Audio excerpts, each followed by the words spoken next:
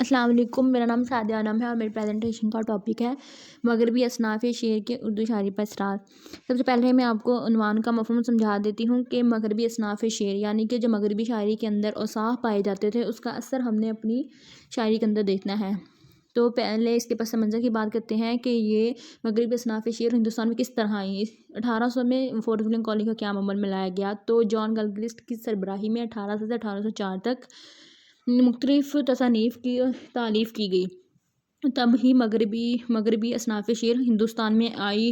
جب مختلف کتابوں کے تراجم ہوئے تو اس کے اندر مغربی اصناف شعر کو اپنایا گیا اور اس کو اردو نثر میں استعمال کیا گیا۔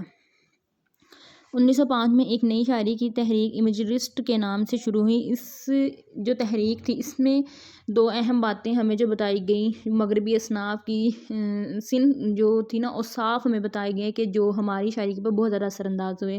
سب سے پہلے کیا تھا، عام بول چال کی زبان کا استعمال کرنا اور نئے اوزان الفاظ کی تخلیق کرنا۔ تو آگے اب میں آپ کو وہ تمام اصناف تمام صفت بتاؤں گی جو مغربی شاعری کے اندر پائی جاتی تھیں اور وہ ہماری شاعری پر اثر انداز ہوئیں۔ اس میں سب سے پہلے اوزان الفاظ آتا ہے، علامت نگاری آتا ہے، اظہاریت اور فنون لطیفہ، اشاریت، زبانوں کا اثر۔ جو مختلف زبانوں کا اثر ہے نا وہ ہماری شاعری پر بہت زیادہ اثر انداز ہوا۔ وہ کس طرح ہوا کہ جو تھی نا پرتگالی فرانسیسی الفاظ اردو زبان میں استعمال ہیں، انگریزی کے الفاظ استعمال ہوئے، جیسے کہ ہم گھر میں عام طور پر ٹیبل کا ورڈ یوز کرتے ہیں، چیئر کا ورڈ یوز کرتے ہیں۔ تو اس سے پہلے جو تھی نا ہماری لینگویج میں پیور ورڈز بولے جاتے تھے، میز، کرسی بولا جاتا تھا۔ تو کیا ہوا، مغربی اصناف شعر آئی تو اس نے لوگوں کے، جیسے کہ میں نے آپ کو پہلے خصوصیات بتائیں کہ اظہاریت پن آ گیا تھا کہ عام بول چال کے الفاظ، آسان الفاظ کو استعمال کرنا شروع کر دیا تھا۔ اس کے بعد رومانویت آتی ہے۔ رومانویت جو تھی نا وہ مغربی اصناف میں سے سب سے اہم صفت تھی شاعری کی۔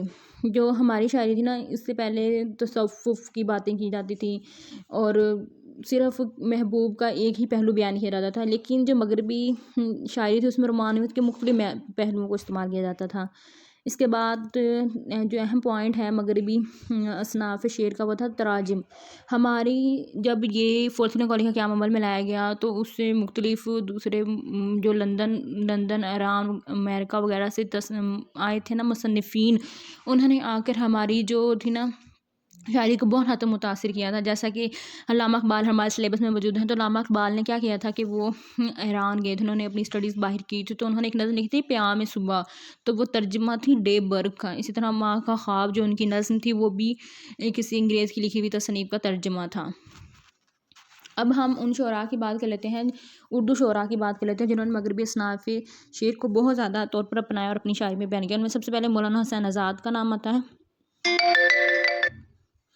مولانا حسین آزاد کا نام آتا ہے، انہوں نے مختلف جو تھی دوسرے اصناف شعر اس کا بہت تراجم کیے تھے، جس کے بارے میں مولوی میر حسن لکھتے ہیں کہ تراجم میں انہوں نے آزادی سے کام لیا، انگریزی خیالات کو اردو نظم کا جامہ پہنایا۔